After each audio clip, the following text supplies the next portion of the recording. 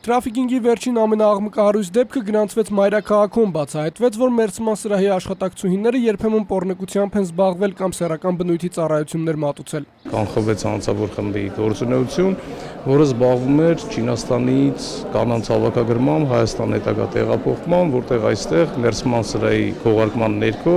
նշված կանանց ենթարկում էին սեռական շահագործման, գործը գտնվում է նախաքննության փուլում։ Ոստիկանությունն ու ազգային անվտանգության ծառայությունը բացահայտեցին ու սկսեցին քննությունը, գործն այժմ էլ փակված չէ։ Սա ոստիկանության թրաֆիքինգի դեմ պայքարի բաժնի պետի զեկույցի միայն մի մասն է, ներկայացնելու է վերջին 3 տարիների վիճակագրությունը։ 2012-14 թվականների ընթացքում Հայաստանում թրաֆիքինգի կամ շահագործման հատկանիշներով ընդհանուր առմամբ հարուցվել են 46 քրեական գործեր։ Թրաֆիքինգի հետևանքով զոհերի թիվը 10 տարիների ընթացքում նվազել է, սակայն դեպքերը գրանցվում են։ Ոստիկանության աշխատակցի խոսքով հիմնականում թրաֆիքինգը շարունակվում է իրականացվել Թուրքիայում։ Հիմնական զոհերը այո, մեր մոտ հանդիսանում են կանայք, ցավոք կարելի է փաստել, որ որոշ փոքր տոկոս կազմում են նաև անչափահասները։ Սա միայն փոքր նիստն է, հայ պաշտոնյաներն ու ՄԱԿ-ի ներկայացուցիչները քննարկում են թրաֆիքինգի խնդիրները Հայաստանում։ Քննարկման ընթացքում ներկաները պիտի կազմեն առաջարկների ու նկատառումների փաթեթ, որպեսզի ներկայացնեն ՄԱԿ-ի քննարկմանը։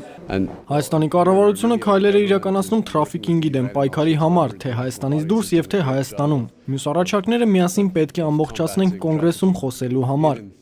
Հայաստանում մարդկանց շահագործման դեմ պայքարի միջգերատեսչական աշխատանքային հատուկ խմբի նիստին ներկա են հասարակական կազմակերպություններ, գերատեսչությունների ներկայացուցիչներ, միջազգային փորձագետներ։ Այս հանդիպումից հետո Հայաստանի պատվիրակությունը կմեկնի մասնակցելու ՄԱԿ-ի 13-րդ կոնգրեսին, որտեղ ընդունվելու է փաստաթուղթ։ Նպատակներից մեկն է լինելու ընդունել եզրափակիչ փաստաթուղթ, հռչակագիր, որը դառնալու է ուղենիշ հետագա գործողությունների համար։ Փաստաթղթի դրույթները պետք է պետություններին օգնեն ավելի նպատակային պայքարել թրաֆիքինգի դեմ, սա վերաբերում է հատկապես Թուրքիային։ ՄԱԿ-ի հրավիրած հանցավորության կանխարգելման եւ քրեական արդարադատության համաշխարհային կոնգրեսը տեղի կունենա Դոհայում, կտևի ապրիլի 12-ից 19-ը։ Դավիթ Դավթյան, Միքայել Թումանյան, ժամը լրատվական։